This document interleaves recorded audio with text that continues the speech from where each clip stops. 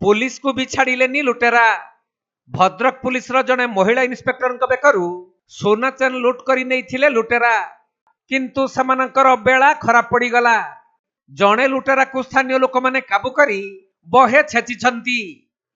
Bhadrak police जड़े महिला inspector Mona Lisa करंक बेकरू झांपी नहीं सोना चेन।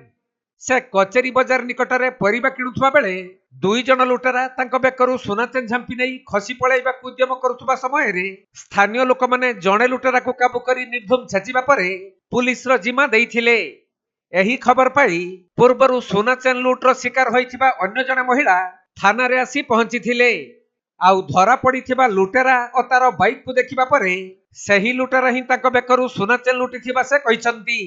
कौन होता काली आपनकर चिंता होता कौ जगह कौन केमती काली मु आम बापघर आसुली ऑटो बसिकी बन छक ओल्लैली बन छक ओल्लैकी चली चलिका आसुली से मामा ज्वेलर्स पाखर आम माँ झील चली चलिका आसुलु सामना पटरू आसिकी यही गाड़ी यही पिला बेकुर चेन छिंकी स्पीड रे पळैले। केत जण आस्थिले? दी जण ए आगर चलौथला ए पिला चिन्हिलु गाड़ी भी चिन्हिलु।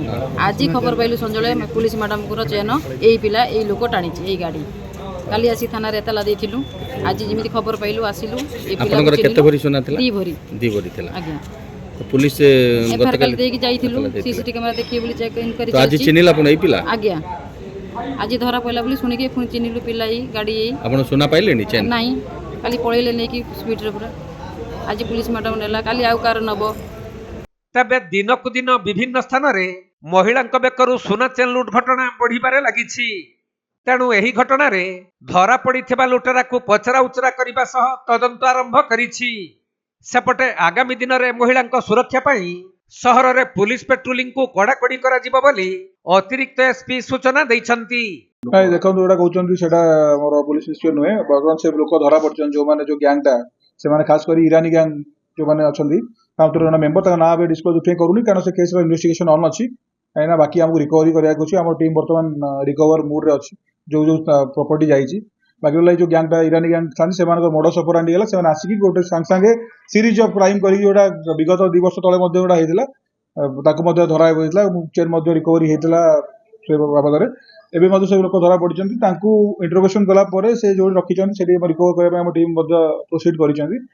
तेणु मु कहबी एमती आशा हरिया कथा नुहे आमे माने मध्ये मेहनत करूछु परिश्रम करूछु এবং गरिया पई टिके आस्था रखिकी आम पर माने आस्था रखिले सहर जो लोक माने विशेष कर बुद्धिजीवी और महिला माने केमती सर पुलिस ऊपर विश्वास रखिबा। आज जो घटना घटिला गणमाध्यम रे बाजुचार जने इंस्पेक्टर महिला इंस्पेक्टर बेकरू सर्वसाधारण गहली स्थान रे नै गले तो केम सर आपन ऊपर विश्वास रखे पुलिस कौन सर मेसेज देबे समाज को?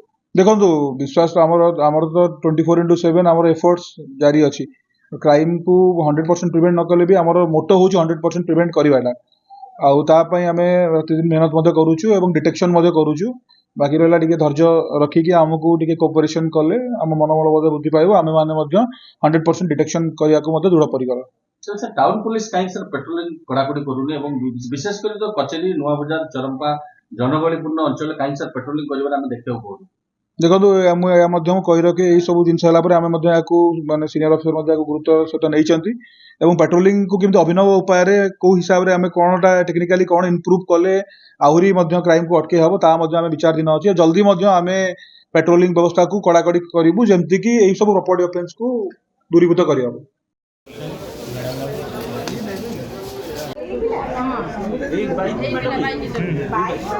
भद्रक जिल्लारू सुनील दत्तଙ୍କ रिपोर्ट कोणार्क लाइव।